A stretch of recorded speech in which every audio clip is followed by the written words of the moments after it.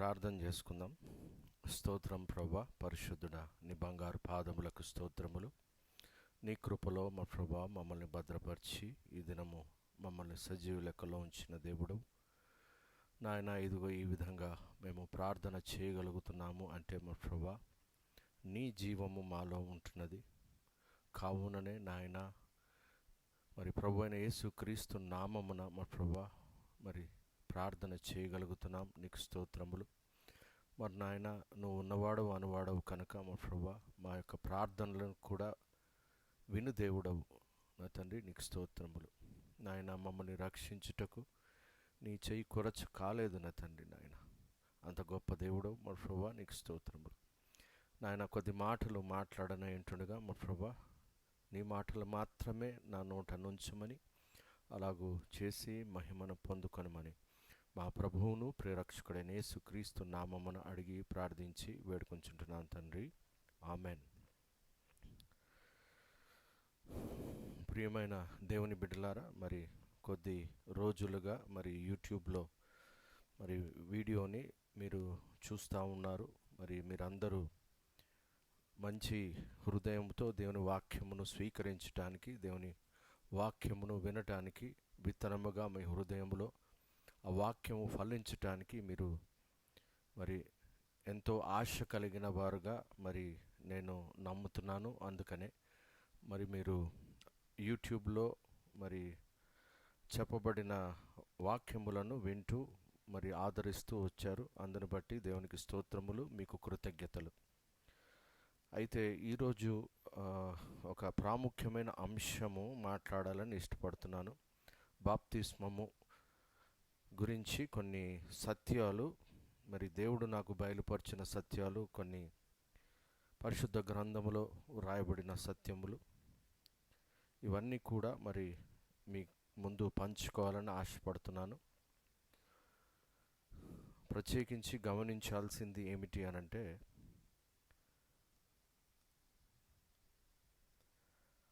Bible గ్రంథంలో రాయబడినది సత్యము. అందుకనే క్రీస్తు ప్రభువారు మరి సత్యము మిమ్మల్ని విడిపిస్తుంది అని మరి యోహాను సువార్త 8వ అధ్యాయములో రాయబడి ఉంది. వారు పలికారు మాట. సో బైబిల్ గ్రంథములో ఉన్నది సత్యము. మరి అలాగే యేసుక్రీస్తు ప్రభువారే మరి పరిశుద్ధాత్మ దేవుడు మనల్ని సర్వసత్యములోనికి నడిపిస్తాడు అని వారు చెప్పారు. ఆదరణకర్త మీ మధ్యకు వస్తాడని, ఆ ఆదరణకర్త మరి మిమ్మల్ని అందరినీ సర్వసత్యంలోనికి నడిపించుతారు అని వారే చెప్పారు. ఈ రెండు మాటలు కూడా వారే. అంటే సత్యము ఒకటి, రెండవది సర్వసత్యము. నేను చెబుతాను, పరిశుద్ధ గ్రంథములో అనేక సందర్భాల్లో తొలకరి వర్షము గురించి, అలాగే కడవరి వర్షము గురించి కూడా రాయబడి ఉంది.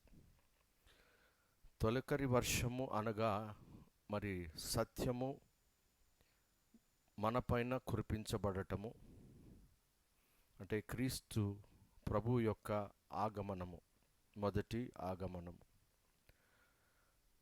అలాగే కడవరి వర్షము కొరకు మీరు యెహోవాను మొరపెట్టుడి అని జకర్యా ప్రవక్త రాస్తారు.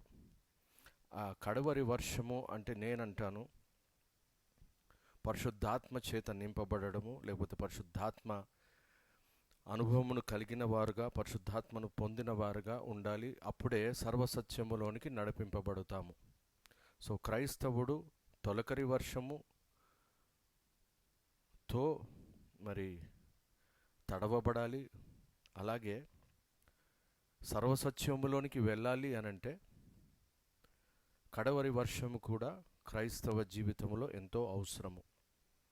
ఎందుకంటే తొలకరి వర్షము మరి భూమిని సేద్యపరిచి విత్తనములు నాటి, మరి ఆ విత్తనములు మరి మొక్కలుగా ఫలించాలి, ఎదగాలి అంటే తొలకరి వర్షం ఎంతో అవసరము. ఆ తర్వాత కడవరి వర్షము ఎంతో అవసరం. ఎందుకంటే ఆ మొక్కలు ఎండిపోకుండా కడవరి వర్షం కూడా ఎంతో అవసరము. కడవరి వర్షము ఎప్పుడైతే కురుస్తుందో అప్పుడు ఆ మొక్కలు మరి ఫలమిచ్చినవిగా ఉంటాయి. అలాగే సర్వసత్యములోనికి నడిపించబడిన వారు, పరిశుద్ధాత్మను పొందుకొనిన వారు సర్వసత్యములోనికి నడిపింపబడి నీతి ఫలమును ఫలించువారుగా ఉంటారు. అలాగే ఆత్మ ఫలము ఫలించువారుగా ఉంటారు. కావున ప్రతి ఒక్కరూ మరి ఆత్మచేత నింపబడాలి, ఆత్మను పొందుకోవాలి. అది దేవుని చిత్తము. ప్రియమైన దేవుని బిడ్డలారా, ఇప్పుడు ధ్యానించటానికి సర్వసత్యములోనికి మనం నడిపింపబడాలి. కాబట్టి మత్తయి సువార్త 3వ అధ్యాయము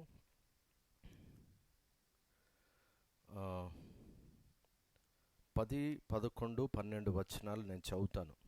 మత్తయి సువార్త 10వ అధ్యాయము 3వ అధ్యాయము 10వ వచనము నుంచి 12 వచనాలు వరకు. ఇప్పుడే గొడ్డలి చెట్ల వేరున ఉంచబడి ఉన్నది గనుక మంచి ఫలము ఫలింపని ప్రతి చెట్టును నరకబడి అగ్నిలో వేయబడును. గమనించాలి. మారు మనసు నిమిత్తము నేను నీళ్ళల్లో మీకు బాప్తిస్మం ఇచ్చుచున్నాను. అయితే నా వెనుక వచ్చుచున్నవాడు నాకంటే శక్తిమంతుడు. ఆయన చెప్పులు మోయుటకైనను నేను పాత్రుడను కాను. ఆయన పరిశుద్ధాత్మలోను అగ్నితోనూ మీకు బాప్తిస్మం ఇచ్చును. 12వ వచనం. ఆయన చేట ఆయన చేతిలో ఉన్నది.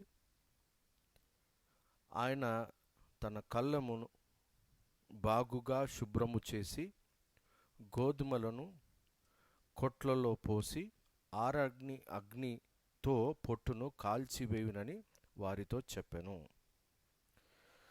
దయచేసి గమనించాలి. బాప్తిస్మము అనే అంశము గురించి మనం ధ్యానించబోతున్నాం. బాప్తిస్మము అనడానికి దానికి గ్రీకు పదము మూల పదము. ఆ గ్రీకు పదము ఏమిటి అని మనము గమనించిన ఎడల బ్యాప్టిజో అనే పదము మరి వాడబడింది నూతన నిబంధనలో కూడా. అయితే ఈ గ్రీకు భాష క్రీస్తుకు పూర్వం కూడా ఉంది వాడుకలో. ఒక రకంగా చెప్పాలి అనంటే పాత నిబంధన కాలము నుండి కూడా గ్రీకు భాష అమలులో ఉంది. మరి గ్రీకు దేశపు వారు లేకపోతే గ్రీకు సంబంధిత జనములు గ్రీకు భాషను మాట్లాడేవారు.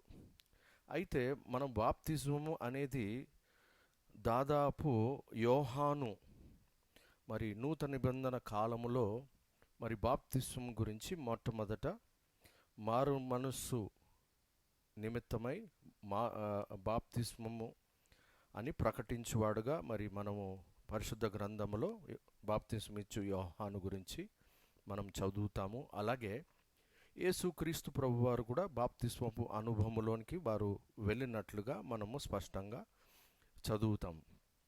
అయితే ఈ బాప్తిస్మం అనే పదము నూతన నిబంధన కంటే వాడుకలో ఎప్పటి నుంచో ఉంది. అంటే క్రైస్తవులు కానివారు, అంటే ఆ గ్రీకు దేశంలో క్రీస్తుకు ముందు అందరూ అన్యులే కాబట్టి బ్యాప్టిజో అనే పదము వారు వాడేవారు. వారి అనేక మరి చరిత్రకారులు ఆ యొక్క పదమును వివరించి రాసినట్లుగా మరి చరిత్ర చెబుతూ ఉంది.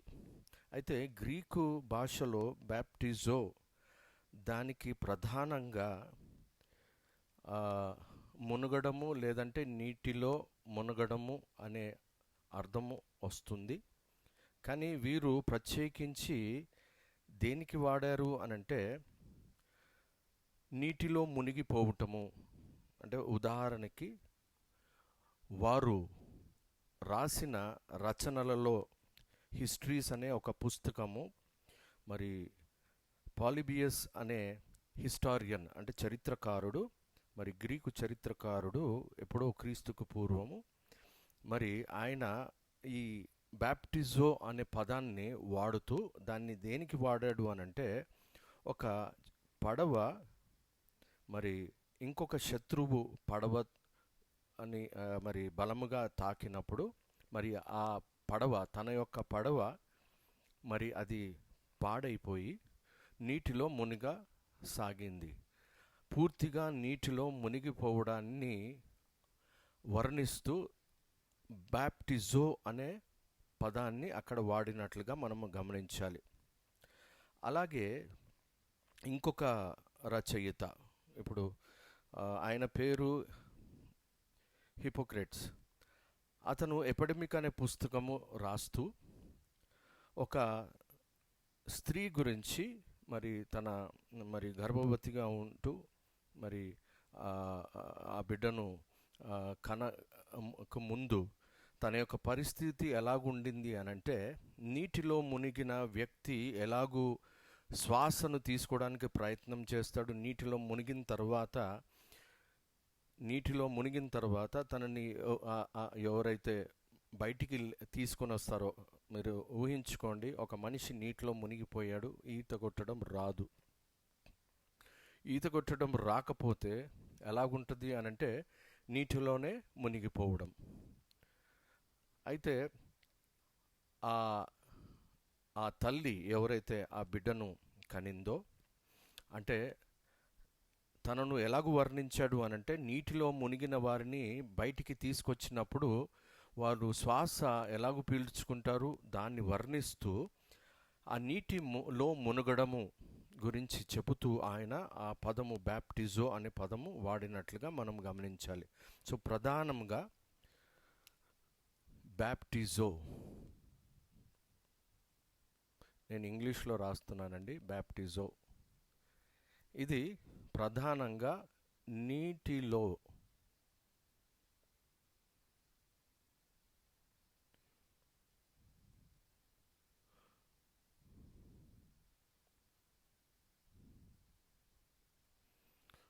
అంటే ఒక పడవ, ఇది పడవ అనుకోండి, ఇది నీరు అనుకోండి. ఈ పడవ నీటిలో మునగడం అంటే సింకింగ్ అంటారు ఇంగ్లీష్లో. సో పడవ నీటిలో మునగడం, లేదంటే మనిషి నీటిలో మునగడము, దానిని వీరు సింకింగ్ లేదంటే బ్యాప్టిజో అనే పదాన్ని వాడారు.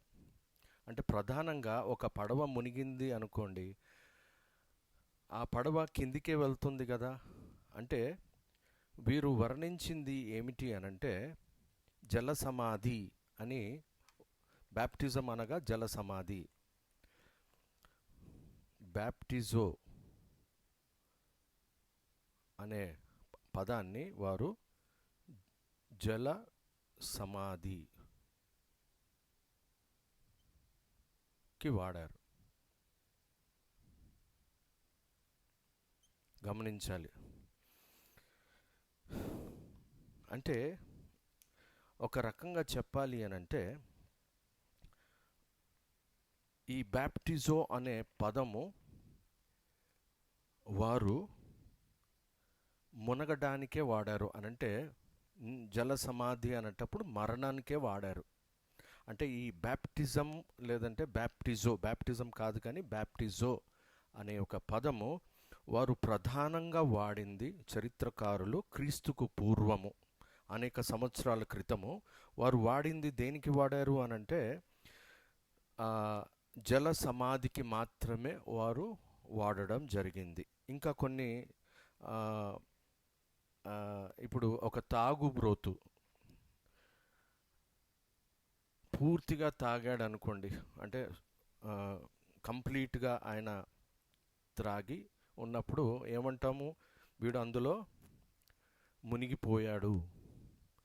అంటే ఇంగ్లీష్లో తాగుబ్రోతుతనానికి డ్రంకెన్నెస్ అనే వర్డ్ వాడతారు ఇంగ్లీష్లో. అంటే డ్రంకెన్నెస్ అంటే దాని అర్థం ఏంటంటే వాడు అందులో మునిగి తేలియాడుతున్నాడు అనంటే ఆ త్రాగుబోతు అనేవాడు ఆ త్రాగే పదార్థం, మత్తు పదార్థం అందులో మునిగిపోయాడు అనే అర్థం కూడా వస్తుంది. అంటే ప్రధానంగా ఒక త్రాగుబోతు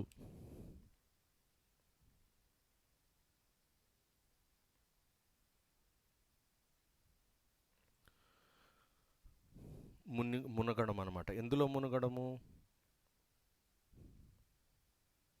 మునగడం. ఎందులో మునగడము అంటే సారాలో. ఎందుకు ఈ విషయం చెప్తున్నాను అనంటే, ఒక పదము బైబిల్ గ్రంథము ఏమి చెప్తుంది, కానీ బైబిల్ గ్రంథం కంటే ముందు క్రీస్తుకు పూర్వము, మరి ఇది గ్రీకు భాష. మరి యూదులు గ్రీకు భాషను ఎప్పుడు నేర్చుకున్నారు అంటే దాదాపు 300 బీసీ, క్రీస్తుకు పూర్వము 300 సంవత్సరంలప్పుడు. మరి వారు, ఎందుకంటే వారు అప్పుడు పారసీకుల నుంచి దాదాపు 330 బీసీ నాడు అలెగ్జాండరు మరి పారసీక రాజులను యుద్ధములో జయించి మరి యూదయ ఆ యొక్క పట్టణమును, లేదంటే యూదయ ఆ రాజ్యమును వారు మరి వారి చేతుల్లోకి వెళ్ళిపోయింది. అప్పటి నుంచి వారు గ్రీకు భాష నేర్చుకోవడం మొదలుపెట్టారు. అంటే యూదులలో మరి ఇశ్రాయేలులో ఆ భాష వాడుకకు మరి మనకు వచ్చింది అని మనం అర్థం చేసుకోవాలి. సో కాబట్టి అంతకుముందు అంటే 330 బీసీ అప్పుడు అలెగ్జాండర్ మరి పారసీక రాజులను ఓడగొట్టి మరి రాజ్యమును కైవసం చేసుకొనక ముందు మరి అక్కడ గ్రీకు భాష వాడుకలో లేదు. గ్రీకు భాష మరి అది అన్యుల భాష. మరి ఆ టైంలో అన్యులు అంటే వీరందరూ, నేను ఇప్పుడు పేర్లు చెప్పాను కదా, పాలిబియస్, హిపోక్రటిస్, వీరందరూ, ప్లాటో, వీరందరూ కూడా మరి గ్రీక్ ఫిలాసఫర్స్. సో వారు మరి బ్యాప్టిజంని ఈ విధంగా వారు వర్ణించారు. సో ప్రధానంగా మనము అర్థం చేసుకోవాలి ఏమిటి అనంటే, బ్యాప్టిజము మునగడం అంటే మరణాన్నే సూచిస్తుంది. ఒక మనిషి మునిగిపోవడం కానీ, లేకపోతే ఒక పడవ మునిగిపోవడం కానీ. దీన్ని ఇంగ్లీష్లో డూమ్ అంటారు. డూమ్ అంటే ఒక శిక్ష, అంటే మరణాన్ని సూచిస్తూ మునగడంను, ఒక తాగుబోతు మత్తులో మునిగిపోవడము, లేదంటే నీటిలో పడవ మునగడము, లేదంటే ఈత రాకుండా నీటిలో మునిగిపోవడము మనిషి, అలాంటి సందర్భాల్లో వాడారు. తర్వాత ఇంకొక ప్లూటార్క్ అనే ఫిలాసఫర్ బ్యాప్టిజో అనే పదాన్ని దేనికి వాడాడు అనంటే, రోమా చక్రవర్తి గల్బా అని ఉండేవాడు. గల్బా ఆ రాజు గురించి చెబుతూ ఆ రాజు అంటాడంట, నా తర్వాత ఆథో అనే ఇంకొక వ్యక్తికి నేను రాజ్యాన్ని అప్పగించను. ఎందుకు అనంటే అతడు పీకల్లోతు అప్పులో మునిగాడు అని అంటాడు. అప్పులో మునగడం, పీకల లోతు అప్పులో మునిగాడు. ఎంత అంటే 5 మిలియన్ సెసెటెరస్, అంటే దాని అర్థం అక్కడున్న ఆ కరెన్సీ ప్రకారము 5 మిలియన్. మనము 5 మిలియన్ అంటే ఇంకా మరి ఈ రోజుల్లో మనం ఎంత లెక్కేసుకుంటాం, 50 లక్షలు. 5 మిలియన్ అంటే 5 మిలియన్ అంటే 50 లక్షల రూపాయల అప్పులో మునిగాడు. ఆ కాలంలో మరి 50 లక్షలు అదెంతో తెలియదు, కానీ దాదాపు అంత ధనము అప్పులు ఉన్నాయంట అతనికి. కాబట్టి అతనికి నేను నా రాజ్యాన్ని నా తర్వాత వారసుడుగా అతనికి ఇవ్వను. ఎందుకు అన్నాడు ఆ మాట అంటే, అతడు పీకల లోతు అప్పులో మునిగాడు. అంటే దాని అర్థం ఏంటి? అప్పు అనడం కూడా మునగడమే, అప్పుల్లో మునగడము. అంటే దాని అర్థం ఏమిటంటే అప్పు కట్టని వాడు, కట్టలేడు. అతన్ని ఇంగ్లీష్లో బ్యాంక్రప్ట్ అంటారు. బ్యాంక్రప్ట్ ఎవరైతే అప్పులు కట్టలేరో, అంటే డెట్, అప్పు.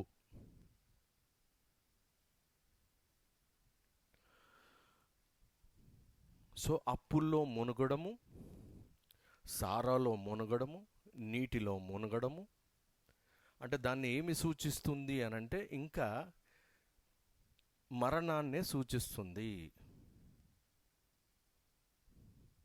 మీరు గమనించాలి, ఇది నీటి లెవెల్ అండి.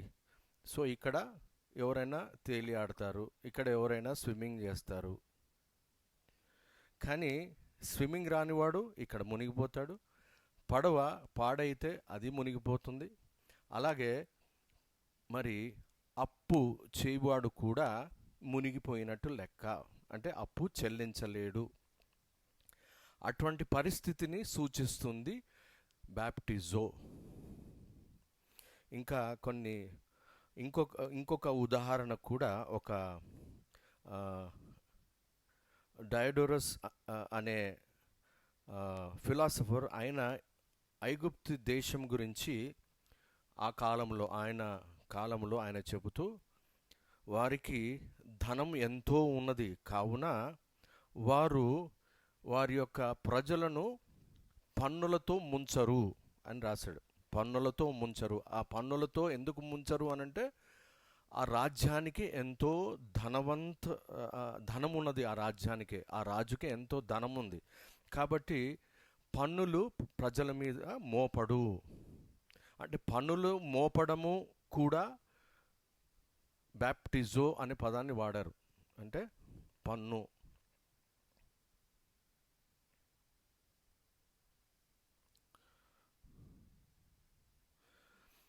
అంటే దాని అర్థము,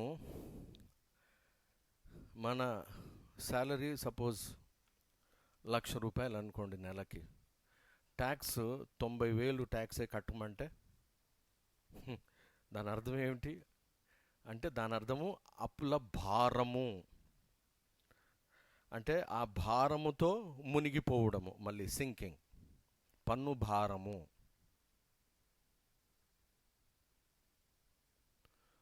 భారము.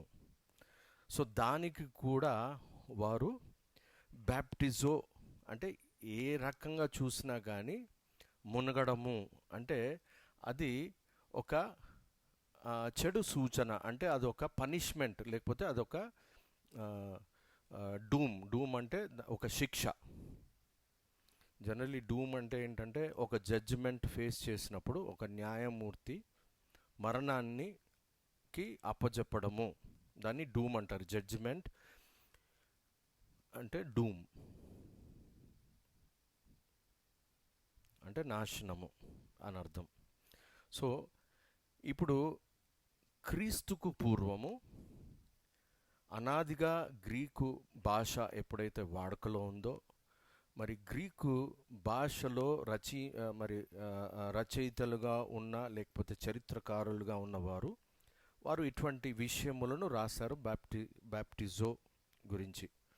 అంటే బ్యాప్టిజం లేకపోతే బాప్తిస్మం అంటే ప్రధానంగా పాత నిబంధన కాలంలో ఇదే అర్థము, మనం అర్థం చేసుకోవాలి. అయితే ఇంకా కొన్ని విషయాలు కూడా, ఇంకొక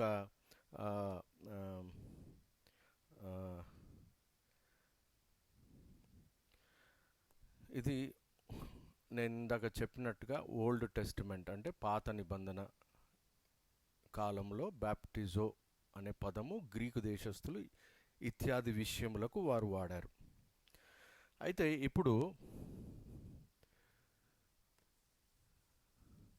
మనము నూతన నిబంధన కాలంలో పరిశుద్ధ గ్రంథము కాకుండా గ్రీకు దేశస్థులు ఆ పదము దేనికి వాడారు అనేది కూడా ఒకసారి మనం చూద్దాం.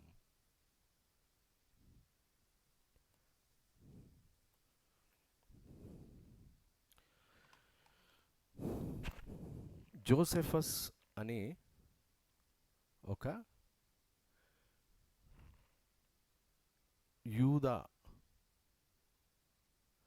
దేశపు చరిత్రకారుడు.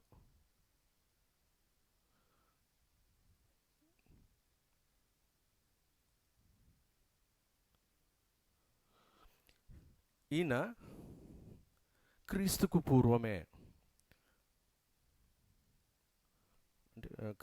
పూర్వమే అంటే బీసీ, దాదాపు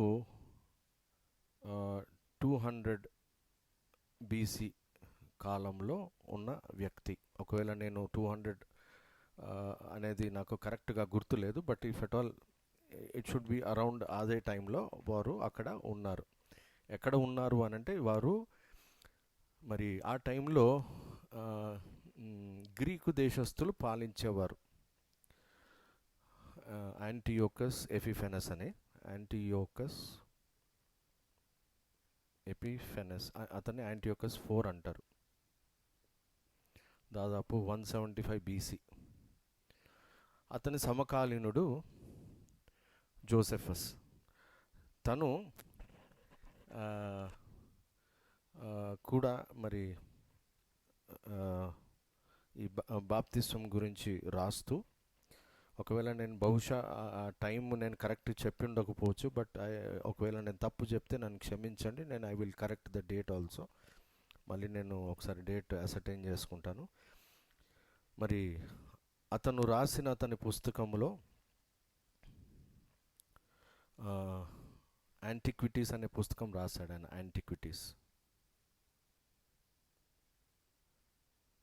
యాంటిక్విటీస్ అనే పుస్తకంలో అతను ఒక అపస్మారక స్థితిలో ఉన్న మనిషి గురించి కూడా బ్యాప్టిజో అనే వర్డ్ వాడాడు. బ్యాప్టిజో, ఒక వ్యక్తిని వర్ణిస్తూ అపస్మారక స్థితిలో ఉన్నవాడు అంటే డీప్ స్లీప్లో ఉన్నవాడు, గాఢ నిద్రలో ఉన్నవాడు,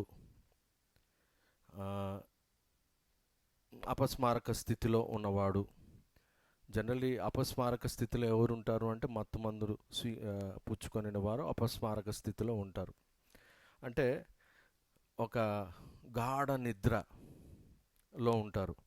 సో దాని అర్థం ఏమిటంటే, ఇప్పుడు చరిత్ర చెప్పినట్లుగా బ్యాప్టిజం అనేది సింకింగ్, ఇంగ్లీష్లో చెప్పాలి అంటే బరియల్. సింకింగ్, బరియల్ అంటే జల సమాధి లేదంటే మరణము మాత్రమే సూచిస్తుంది. అంటే వీళ్ళు చెప్పిన దాన్ని బట్టి చూస్తే మరణమే అని చూపిస్తుంది. అయితే ఇప్పుడు మనము పాత నిబంధన గ్రంథానికి వద్దాం. ఇది న్యూ టెస్టిమెంట్ కాలంకు ముందు, అంటే దాదాపు మనము చెప్పొచ్చు ముందు, లేకపోతే ఇంటర్ టెస్టిమెంటల్ పీరియడ్ ఆ టైంలో, లేదంటే బహుశా న్యూ టెస్టిమెంట్ పీరియడ్లో ఈ వాడుక ఉండింది. జోసెఫస్ అనే చరిత్రకారుడు మనం రాసినట్లుగా మనం గమనించాలి. అయితే ఇప్పుడు మనము పాత నిబంధన గ్రంథంలో ఈ పదము బ్యాప్టిజో అనేది ఉందా లేదా అనేది ఒకసారి మనం గమనిద్దాం. పాత నిబంధన గ్రంథంలో ఓల్డ్ టెస్టిమెంట్ గ్రీకు భాషలో రాయబడింది. అది దాన్ని సెప్ట్యుజింట్ అంటారు. అంటే హెబ్రీ భాషలో ఉన్న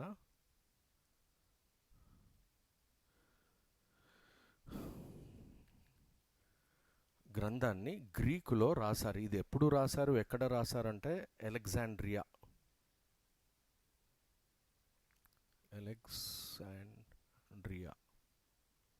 ఇది ఎక్కడుంది? అలెగ్జాండ్రియా ఐగుప్తు దేశంలో ఒక పట్టణం. అంటే అప్పుడు గ్రేకేయుల ఆధీనంలో ఉన్న యూదులు 70 మంది అక్కడికి వెళ్ళినట్లుగా మరి ఆ టైంలో మరి రాసినట్లుగా కొన్ని చరిత్రకారులు కొంతమంది చెప్తారు.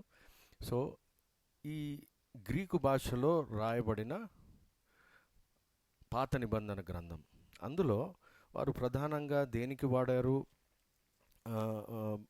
బ్యాప్టిజం అనే వర్డ్, బ్యాప్టిజో అనే వర్డ్ దేనికి వాడారు అని అంటే, నయమాను యోర్దాను నదిలో మునుగుతాడు కదా నయమాను.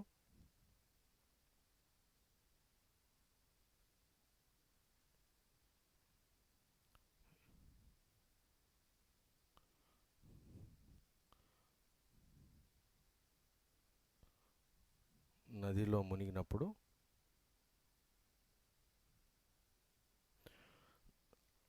మునగటం లేదంటే దాన్ని బ్యాప్టిజో అనే వర్డ్ గ్రీకు తర్జుమాలో ఈ పదం వాడారు. అలాగే కొన్ని ఇతర గ్రీకు తర్జుమా గ్రంథాల్లో మరి దొంగ ఊబిలో, జిగటమన్ను గల దొంగ ఊబిలో చిక్కుకొన్నాడని దావీదు కీర్తనలు ఉన్నాయి కదా. దావీదు కీర్తన 69:2.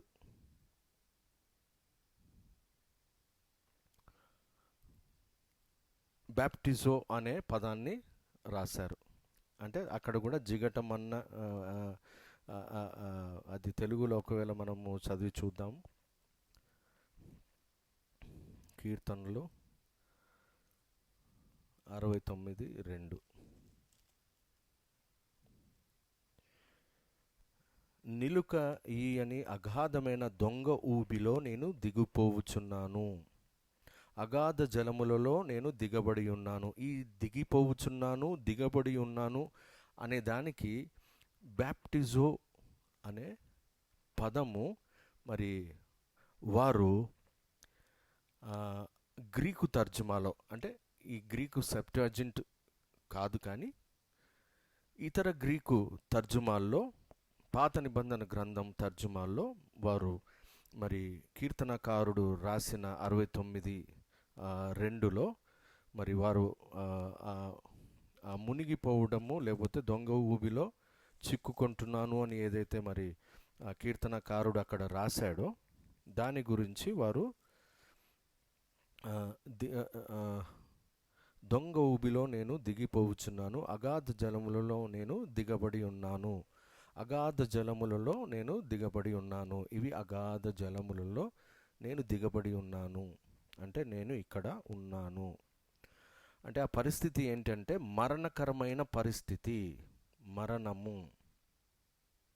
దొంగ ఊబిలో అంటే మరణకరమైన పరిస్థితుల్లో నేనున్నాను, అంటే చిక్కుకొని ఉన్నాను. అంటే ఇక్కడ కీర్తనకారుడు ఎందుకు అలాగా రాశాడు అనంటే తనకు రక్షణ అవసరము. రక్షణ అంటే ఇక్కడ నుంచి ఎవరైనా చెయ్యి పట్టుకొని తనని పైకి లాగాలి. దొంగ ఊబిలో ఉన్నాను అనంటే నేను చిక్కుకొని ఉన్నాను అంటే దాని అర్థము నన్ను నేను రక్షించుకొనలేకపోతున్నాను. అంటే ఈ దొంగ ఊబిలో ఉండడము, ఆ ఎక్స్పీరియన్స్ని బ్యాప్టిజో. ఇంతవరకు మనము చూసింది ఏమిటి అనంటే పాత నిబంధన గ్రంథంలో బ్యాప్టిజో అనే పదాన్ని కేవలము మరణమునకు మాత్రమే వాడారు. అయితే పరిశుద్ధ గ్రంథంలో మాత్రమే కీర్తనకారుడు తన యొక్క ఆశను మరి రక్షణ కొరకు తనకు మరి ఎదురు చూస్తున్నట్లుగా కీర్తనకారుడు ఈ 69వ కీర్తనలో తన యొక్క మరి ఆ దుఃఖాన్ని, దేవా జలములు, మొదటి వచనం చదువుతున్నాను, దేవా జలములు నా ప్రాణం మీద పొర్లుచున్నవి, నన్ను రక్షింపుము. అంటే ఈ దొంగ ఊబిలో చిక్కుకొని ఉన్న ఆ కీర్తనకారుడు ప్రార్థన చేస్తున్నాడు రక్షణ కొరకు. అంటే రక్షణ ఎక్కడి నుంచి వస్తుంది? జీవము నుంచి వస్తుంది. అంటే ఇక్కడ ఏముంది? మరణము. పైన మరణం ఉంది, పైన జీవం ఉంది, కింద మరణం ఉంది. ఇది గమనించాలి. ఇవి అగాధ జలములు. అగాధ జలములలో ఇక్కడ జీవం ఉంది,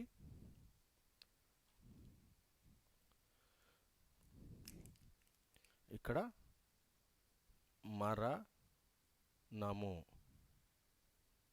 మరణం, జీవం.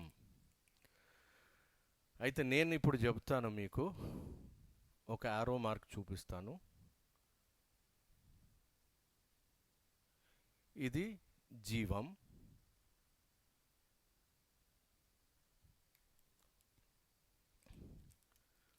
ఇది మరణం.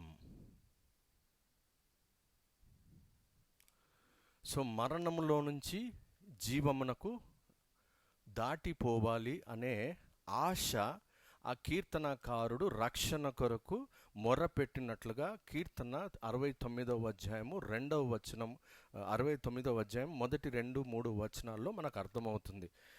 అంటే పాత నిబంధన కాలంలో యోబు కూడా మరి 9 యోబు గ్రంథము 9 చెబుతాను, ఒక్క నిమిషం, 9:31 అది కూడా చదువుదాం. యోబు గారు కూడా ఆ మాట రాస్తారు. యోబు గారు కూడా ఆ మాటను రాస్తారు. 9:31.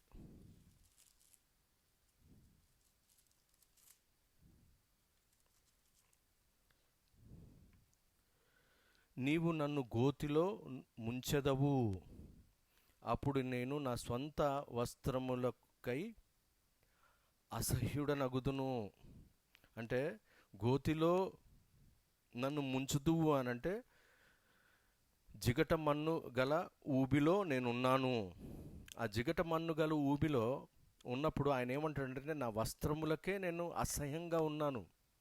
అంటే ఆ మరణకరమైన పరిస్థితిలో నేను ఉన్నప్పుడు నా దుస్తులకు నేను అసహ్యుడను అయ్యాను అని చెబుతాడు ఇక్కడ యోబు గారు. సో ఇక్కడ వీరు కోరుకునేదేంటి? పాత నిబంధన కాలంలో జీవము లేదు, జీవము కొరకు ఎదురు చూసినట్లుగా మనం గమనించాలి.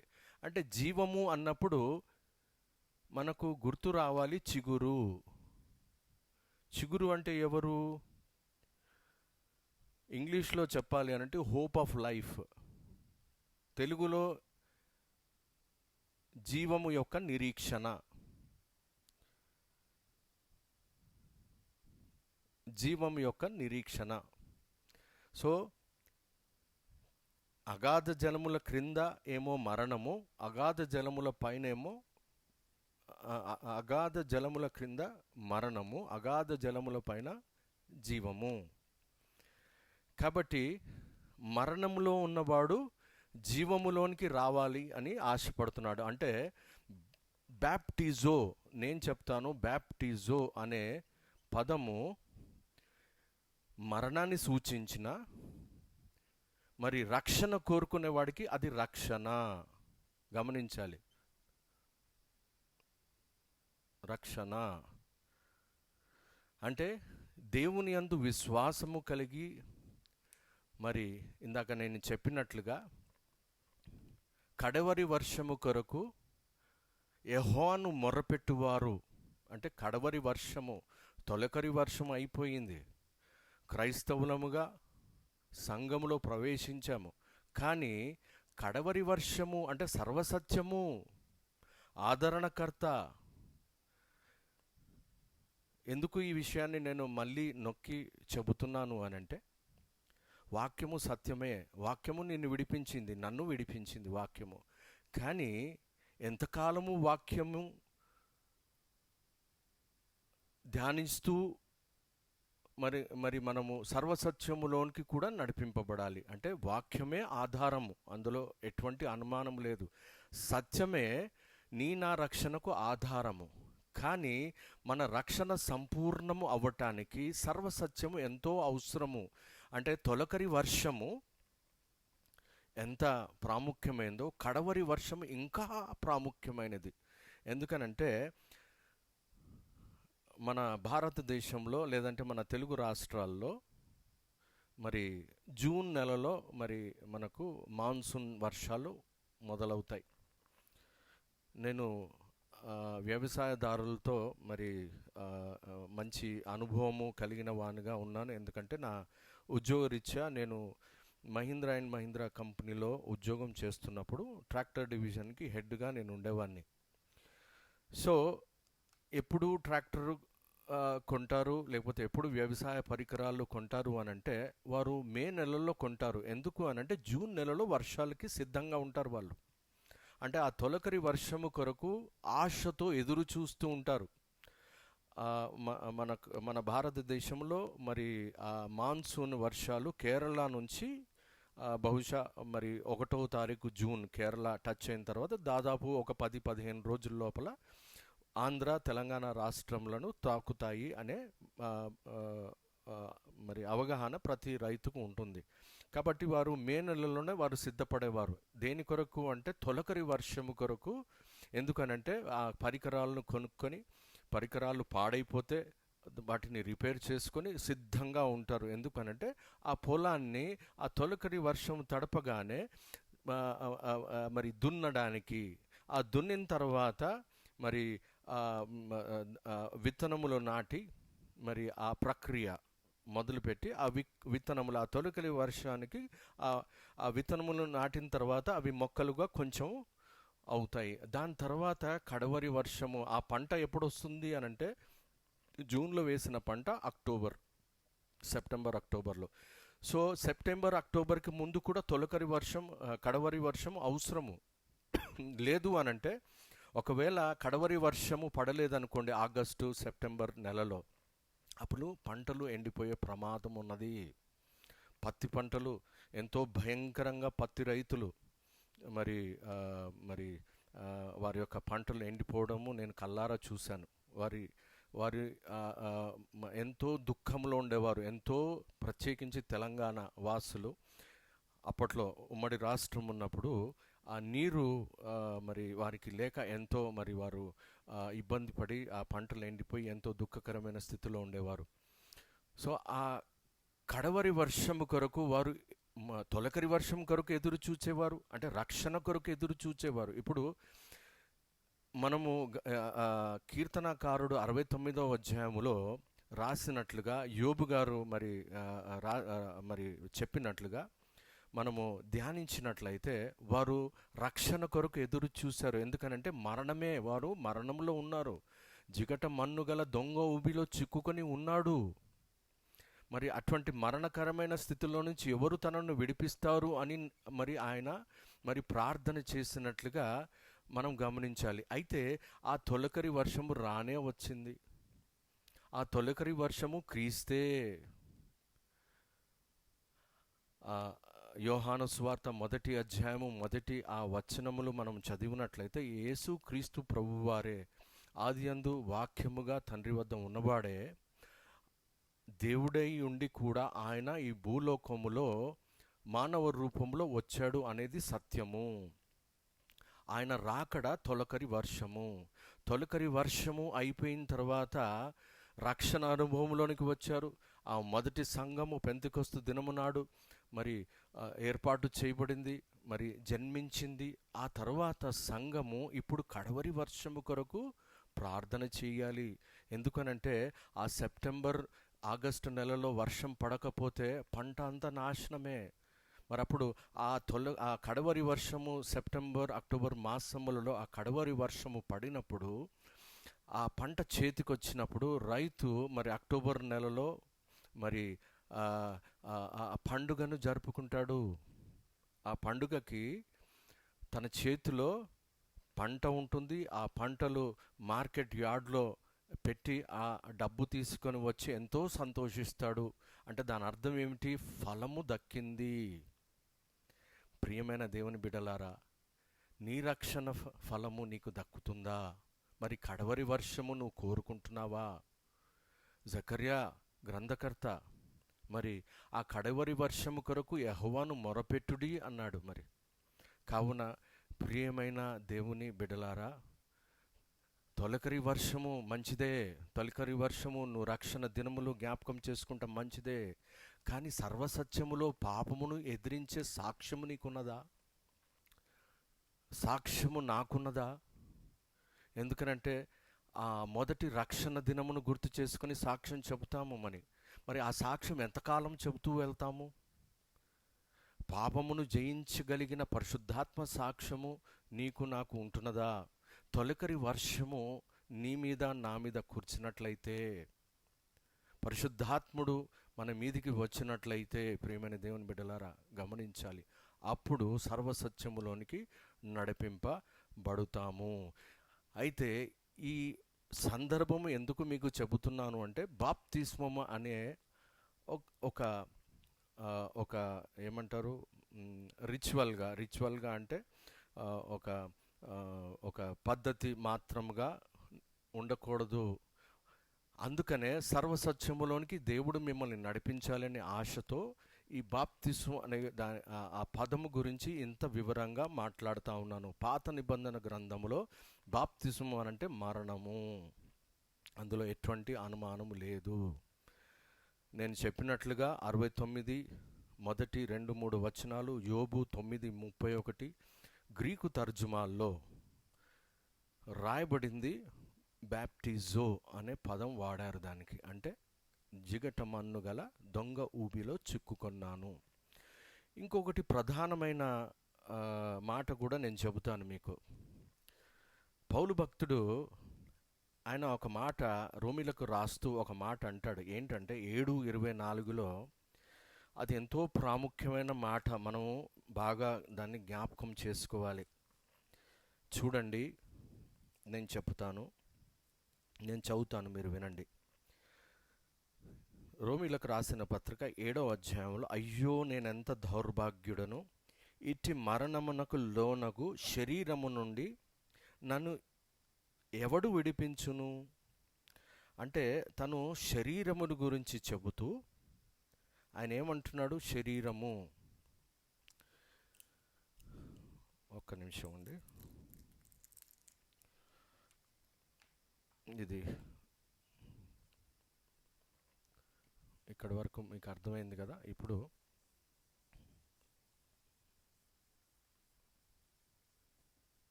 చూడండి, పౌలు భక్తుడు రోమీలకు రాస్తున్న ఆ వచనాన్ని బట్టి నేను అర్థం చేసుకుంటున్నాను.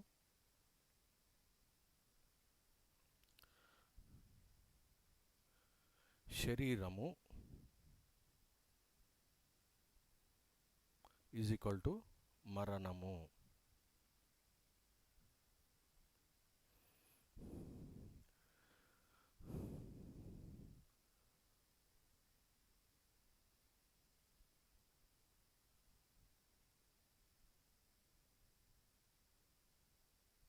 ఈజ్ ఈక్వల్ టు జీవము.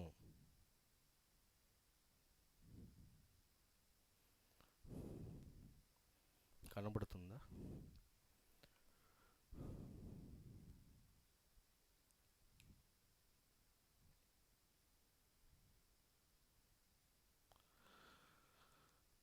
ఓకే. సో ప్రియమైన దేవుని బిడ్డలారా, పాత నిబంధన కాలంలో కేవలము ఇది మాత్రమే సూచించారు. యోబు గారు,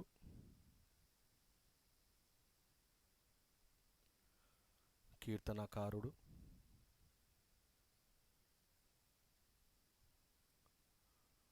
దావీదు, వీరందరూ రక్షణ కొరకు ప్రార్థన చేసినట్లుగా మనకు స్పష్టంగా కనబడుతుంది. రక్షణ అన్నప్పుడు చూడండి, ఇప్పుడు ఇది దొంగ ఊబి అనుకోండి, ఇక్కడ నుంచి ఒక రక్షణ హస్తము రావాలి, దేవుని హస్తము. అందుకని ఆయన ఏమంటాడు? యెషయా గ్రంథము 59వ అధ్యాయము మొదటి వచనం. యెషయా గ్రంథము 59వ అధ్యాయము మొదటి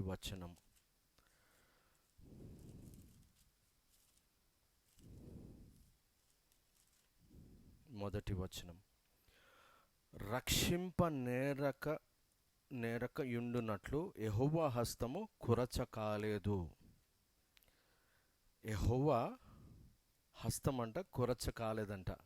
అంటే నువ్వు ఎంత లోతు మునిగిపోయినా అంత లోతుకి ఆ చెయ్యి వచ్చి నిన్ను జీవములోనికి, ఆత్మయే జీవింప చేయునది, శరీరము కేవలము మరణము. పౌలు భక్తుడు అనేక సందర్భాల్లో కొత్త నిబంధన గ్రంథంలో రోమీలకు రాసిన పత్రికలో ఆత్మయే జీవింపచేయనిది, శరీరము కేవలము మృతము. ఇప్పుడు చూడండి, బాప్తిస్ముకి మనము లింక్ తీసుకొని వచ్చాము ఇప్పుడు. అంటే దాని అర్థం ఏమిటి? క్రైస్తవుడు రక్షణ కొరకు ఆశించటము. ఇంకా నేను న్యూ టెస్టిమెంట్లోకి ఇంకా రాలేదు, ఓల్డ్ టెస్టిమెంటే చెప్తున్నాను. సో ఇక్కడ రక్షణ అవసరత అంటే జీవము అవసరత ఉన్నది. ఇది జీవము అవసరత ఉన్నది. సో ఆ జీవింప చేయు రక్షకుడు లేదంటే జీవింప చేయు ఆత్మ, కడపటి ఆదాము, జీవింప చేయు ఆత్మ అని పౌలు భక్తుడు 1 కొరింథీలకు రాస్తూ 15వ అధ్యాయంలో జీవింప చేయు ఆత్మ అని రాస్తాడు. సో ఆ జీవింప చేయు ఆత్మ రక్షించువాడు కొరకు వారు ఎదురు చూసినట్లుగా మనము ఇక్కడ గమనించాలి. అయితే ఇంకొక మాట నేను మీకు ప్రసంగి గ్రంథం లో నుంచి మీకు ఒక మాటను గుర్తు చేస్తాను. ప్రసంగి 12వ అధ్యాయం 7వ వచనం, అక్కడ ఏమని రాస్తుంది ఒకసారి మీరు చదవండి. నేను చదువుతాను, మీరు వినండి. ప్రసంగి 12వ అధ్యాయము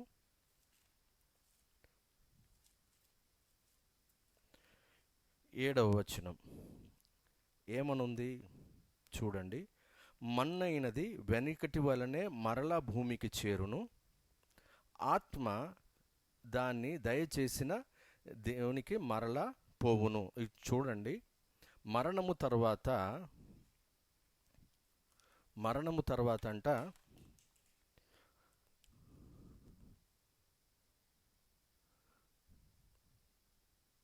ఆత్మ ఎక్కడికి వెళ్తుందంట?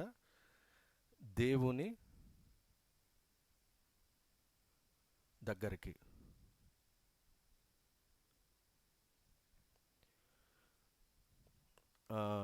తర్వాత మన్నైనది వెనుకటి వలనే మరలా భూమికి చేరును అంటే శరీరము.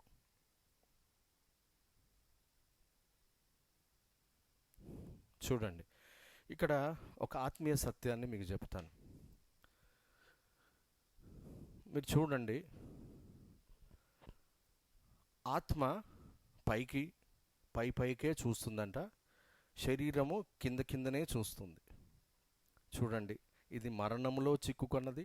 పౌలు భక్తుడు చెప్పినట్లుగా ఆత్మ దేవుని దగ్గరికి ఎగిరే ప్రయత్నం చేస్తూ ఉంటుంది. అంటే దాని అర్థము ఇది మరణము అయిన తర్వాత జరిగే ప్రక్రియ. ఇక్కడ ప్రసంగి గ్రంథకర్త అదే అక్కడ రాశాడు.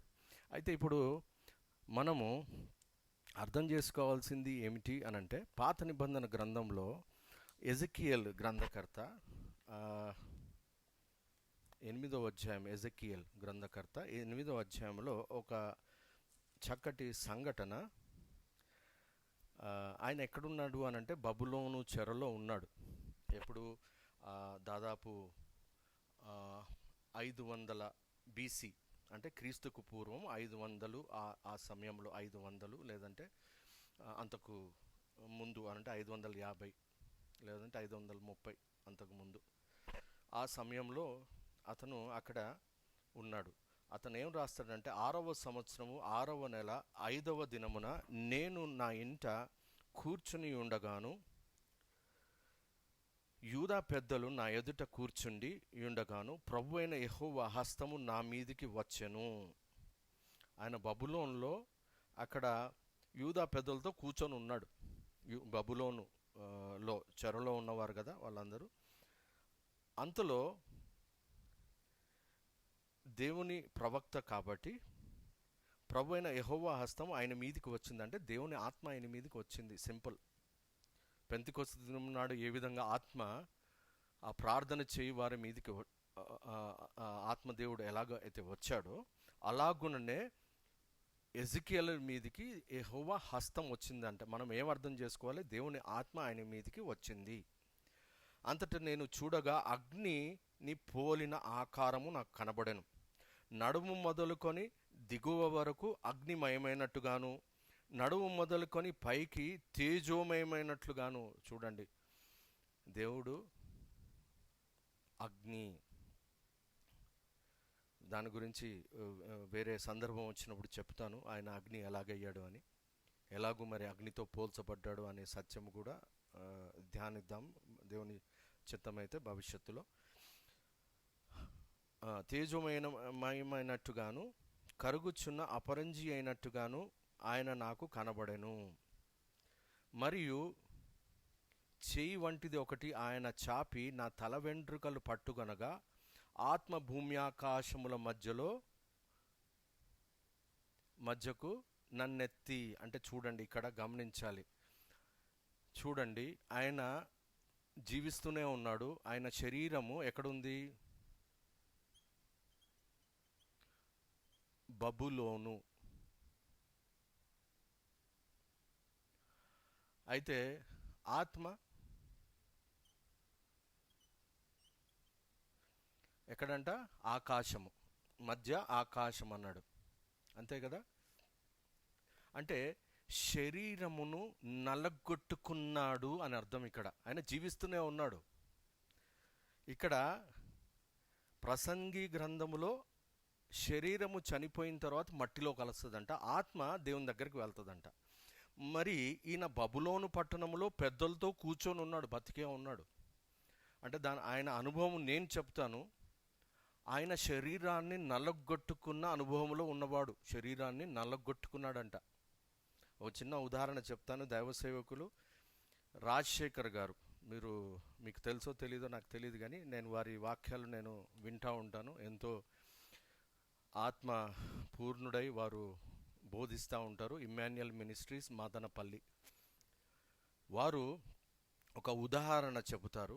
ఏమిటి అనంటే, నేను ఆయన వాక్యంలో నేను విన్నది, ఎందుకంటే ఆ దేవుని సేవకుడు చెప్పింది, ఆ ఘనత ఆ దేవునిది, ఆ దేవుని సేవకునిది కాబట్టి ఆ ఘనత దేవునికి, ఆ దేవుని సేవకునికి నేను ఇవ్వాలి. కాబట్టి వారి పేరు బాహాటంగా నేను చెప్తా ఉన్నాను. ఏమిటి అనంటే, ఆయన ఏమంటాడు అనంటే, ఈ సెల్ ఫోన్ని బస్ టైర్ కింద పెట్టు అంటాడు.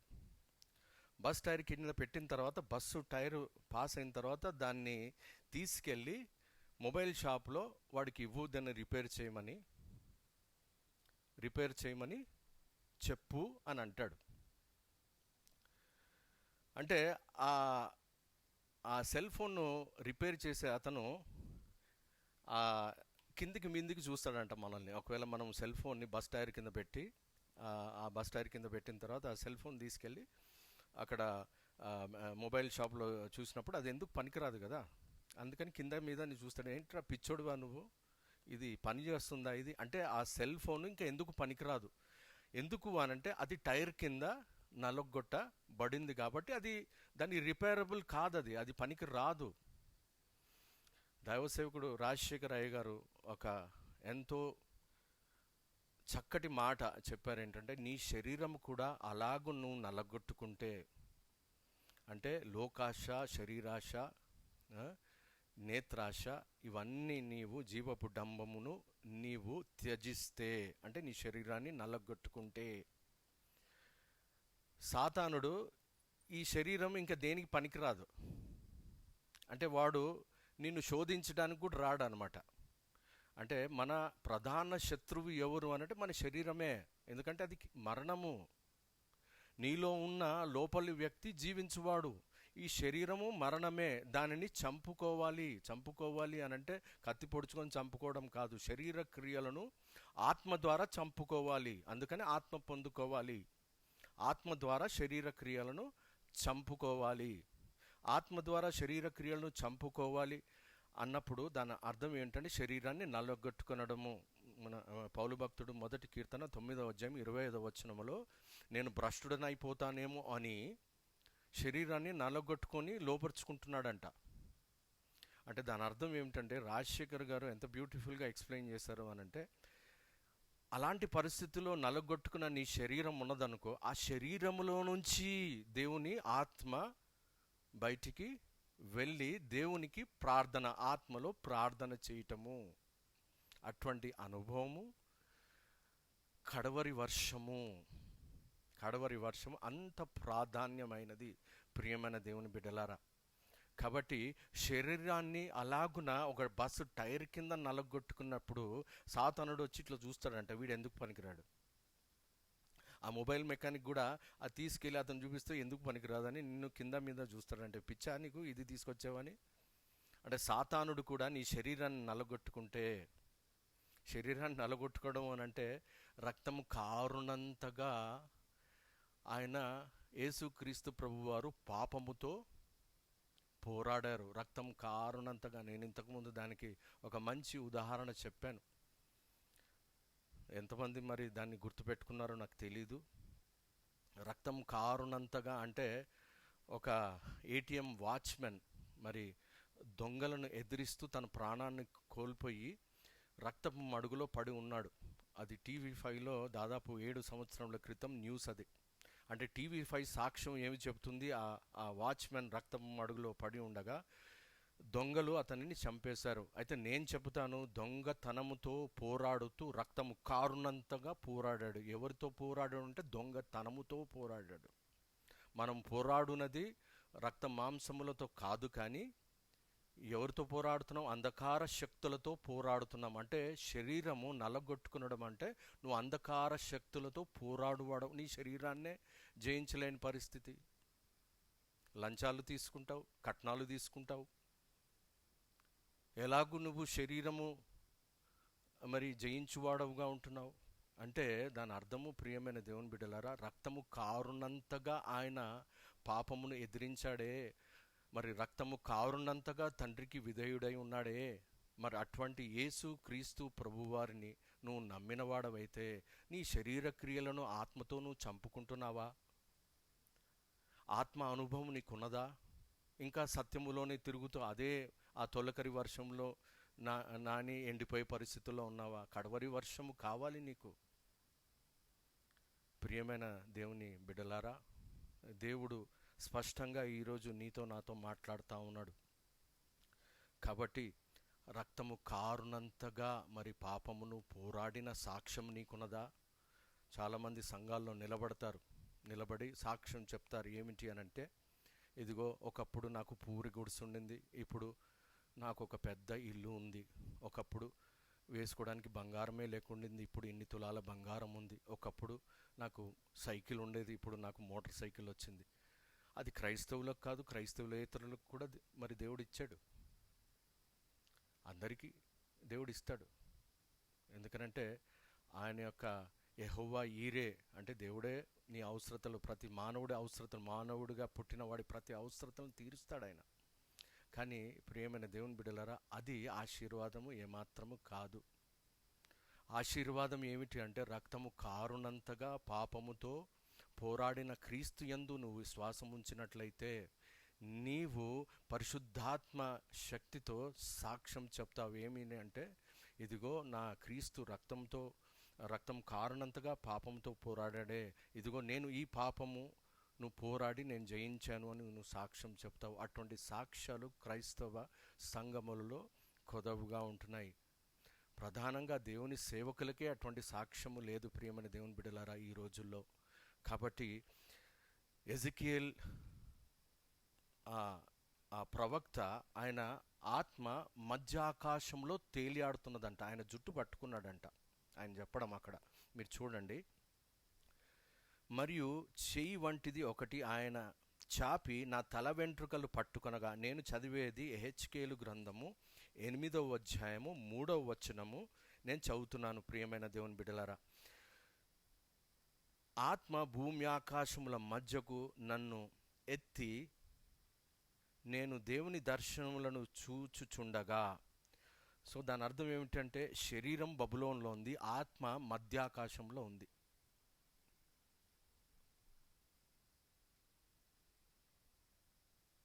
చూడండి, ఆత్మలో ప్రార్థన చేయడం అని అంటే ఆ అడ్వాంటేజ్ దేవుడు మీకు ఇస్తాడు మీరు అడిగితే.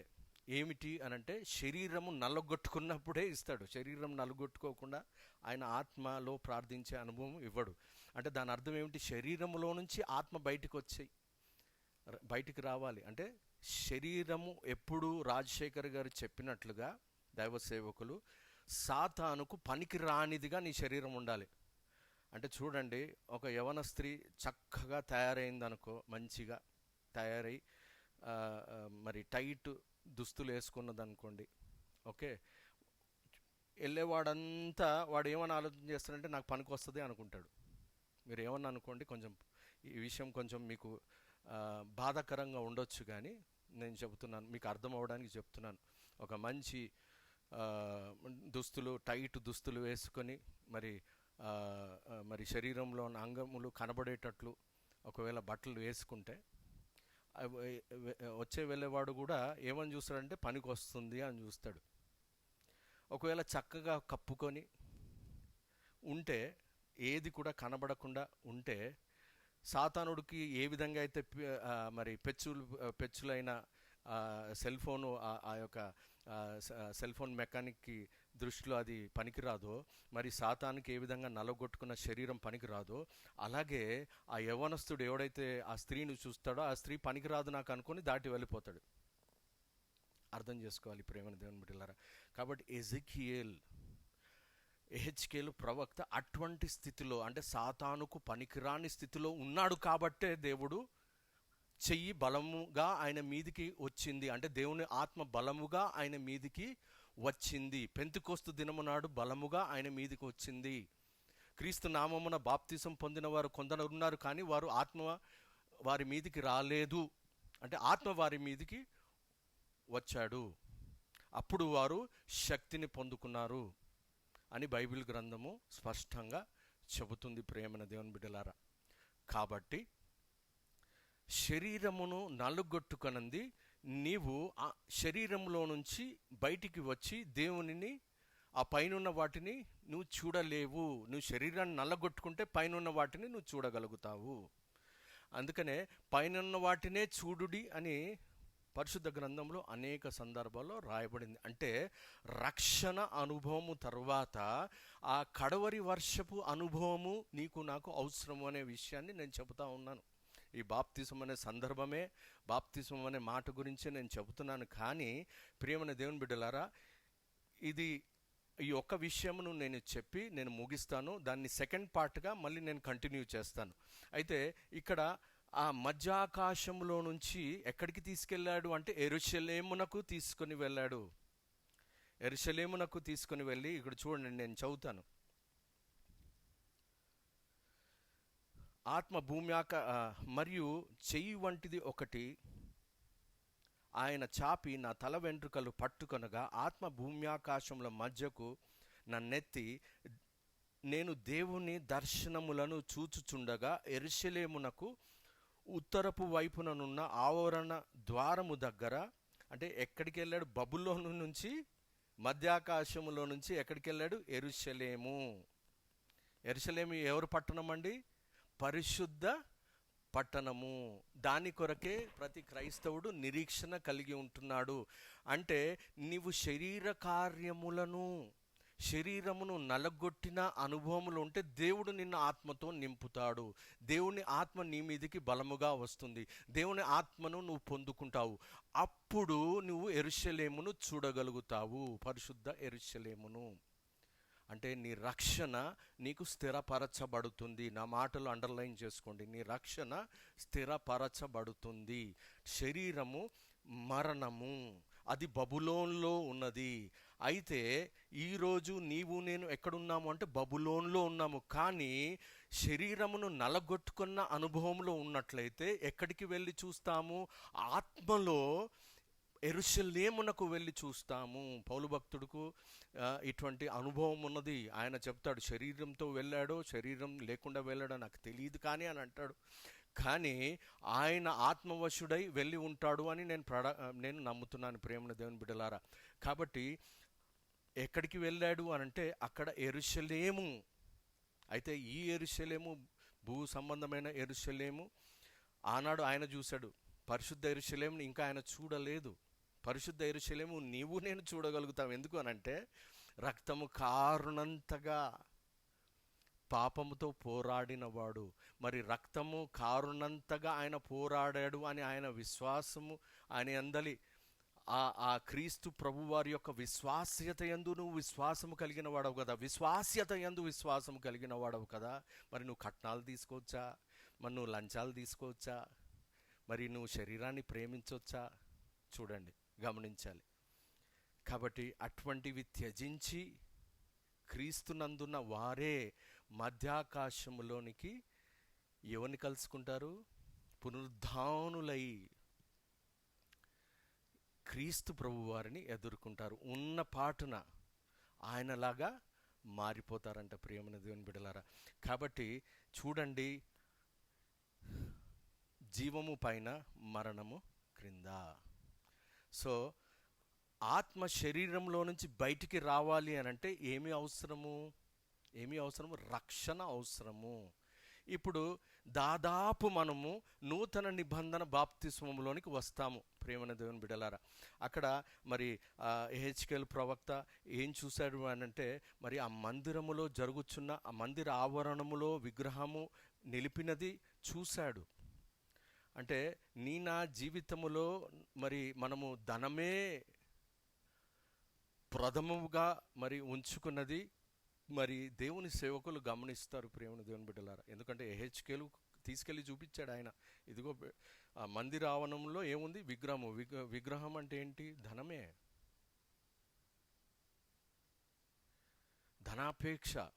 అక్కడ ధనాపేక్షను గురించి చెప్పబడింది ప్రియమైన దేవుని బిడ్డలారా.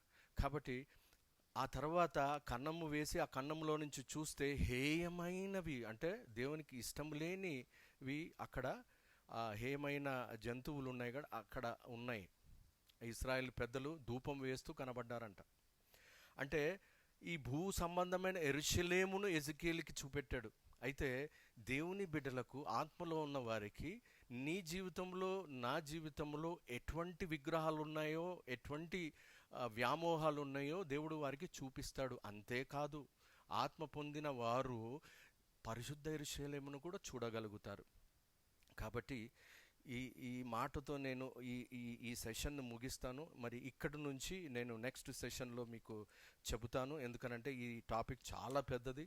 మరి ఈ టాపిక్ ఎంతో మరి మనము ధ్యానించాలి. ఎంతో దీని గురించి ఎన్నో డౌట్స్ ఎందరికో ఉన్నాయి, ఎందరికో క్లారిఫికేషన్స్ కూడా దీని గురించి లేవు.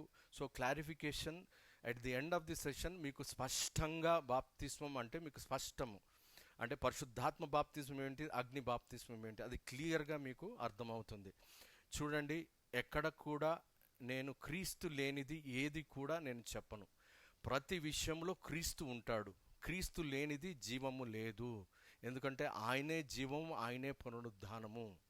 కాబట్టి ప్రియమైన దేవుని బిడ్డలారా, క్రీస్తు ఎక్కడ ఉంటాడో, క్రీస్తు రక్తము ఎక్కడైతే కార్చబడుతుందో అక్కడ నీతి ఉంటుంది, అక్కడ సత్యం ఉంటుంది. ఆ తర్వాత ఎక్కడ పరిశుద్ధాత్ముడు ఉంటాడో అక్కడ సర్వసత్యము ఉంటుంది. ఇది మీరు గుర్తు పెట్టుకోవాలి. దేవుడు మిమ్మల్ని దీవించునుగాక. ప్రార్థన చేస్తాను.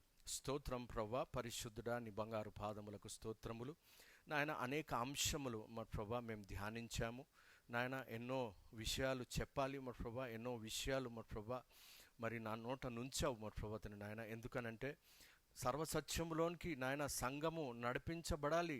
మడతైనను కలంకమైనను లేనిదిగా సంఘం ఉండాలి. కాపరులపైన ఆ బాధ్యత ఉంటున్నది మరి ప్రభువా. ఇదిగో కాపరులు కూడా మరి ప్రభువా నాయన, ఇదిగో నిన్ను నమ్మిన బిడ్డలుగా నాయన నీ వాక్యమును ఇదిగో హృదయానుసారంగా హృదయమంతా మరి ప్రభువా తెరిచి వారు కూడా నాయన ఈ వాక్యాన్ని అంగీకరించాలి. సంఘస్థులు కూడా మరి ప్రభువా నాయన, క్రీస్తులో ఉన్న ప్రతి బిడ్డ, సార్వత్రిక సంఘములో ఉన్న ప్రతి బిడ్డ కూడా వాక్యాన్ని హృదయం తెరిచి అంగీకరించాలి. అప్పుడే నాయన ఇదిగో వారు సర్వసత్యములోనికి నడిపింపబడతారు. మరి నాయన ఇదిగో కడవరి వర్షం గురించి మాట్లాడాం, తొరకలి వర్షం గురించి మాట్లాడాం. మరి ప్రభువా ఆ శ్రేష్టమైన అనుభవము నాయన ఇదిగో వినుచున్న నీ బిడ్డలకు అనుగ్రహించండి. నీ ఆత్మ కుమ్మరింపు, ఆ కడవరి వర్షము నా తండ్రి వారి మీద కురవగలుగునట్లు గొప్ప కార్యమును జరిగించమని వేడుకుంటున్నాం నా తండ్రి. మరి ఇంతవరకు నాయన నన్ను మరుగుపరిచి నీవే మాట్లాడవు నాతని నాయన. నేను ఏ పాటి వాడిని, ఈ మట్టి ఘటములో ఐశ్వర్యమును నింపిన వాడవు నీవే నాయన. మరణము లోనైనా ఈ శరీరములో మా ప్రభా ఐశ్వర్యమును నింపిన వాడవు నీవే కనుక నాయన, ఇదిగో నీవే మాట్లాడుతూ ఉన్నావు. నీ మాటలే మా ప్రభా నా నోట నుంచావు. అందుని బట్టి నీకు స్తోత్రములు ప్రభా. మరి ఒకసారి నాయన నీ సన్నిధిలో తిరిగి నాయన మేమందరము కలుసుకొనగలిగే కృపను అనుగ్రహించమని వేడుకొనుచు మా ప్రభువును ప్రేరక్షకుడైన యేసు క్రీస్తు నామమున అడిగి ప్రార్థించి వేడుకొంచుంటున్నాం తండ్రి, ఆమెన్. ప్రియమైన దేవుని బిడ్డలారా, మీరందరూ ఏ సంఘానికి చెందినవారో నాకు తెలియదు, మీరు ఎవరో కూడా నాకు తెలియదు. కానీ మరి యూట్యూబ్ ద్వారా ఇటువంటి పరిచర్య చేయాలని ఉద్దేశించి మరి యూట్యూబ్ ద్వారా ఈ పరిచర్యను మొదలుపెట్టాను. బహుశా ఇది 4వ వీడియో అనుకుంటాను ఈ శీర్షికలో.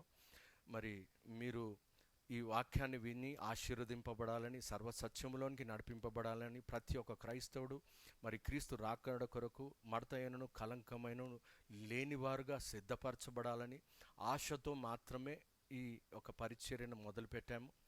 మరి మీరు ఈ పరిచర్యను మీరు ఫాలో అవుతున్నట్లయితే దయచేసి మరి ఈ ఛానల్ పేరు ది ఆల్టర్ ఆఫ్ గాడ్. ఇది తెలుగులో ప్రసంగాలు ఉంటాయి, ఇంగ్లీష్లో ద పుల్పిట్ అనే వేరే ఛానల్ ఉంది, అందులో ఇంగ్లీష్ ప్రసంగాలు ఉంటాయి. దయచేసి ఈ 2 channels, the altar of God తెలుగులో ఉంటుంది, ద పుల్పిట్ ఇంగ్లీష్లో ఉంటుంది. ఈ 2 ఛానల్లో మరి ఇంగ్లీష్ తర్జుమాలో ఇంగ్లీష్లో మాట్లాడతాను, తెలుగు దాంట్లో తెలుగులో మాట్లాడతాను. కాబట్టి మీరు ద పుల్పిట్ అలాగే ది ఆల్టర్ ఆఫ్ గాడ్ ఈ 2 ఛానల్ని మీరు సబ్స్క్రైబ్ చేసుకోనండి.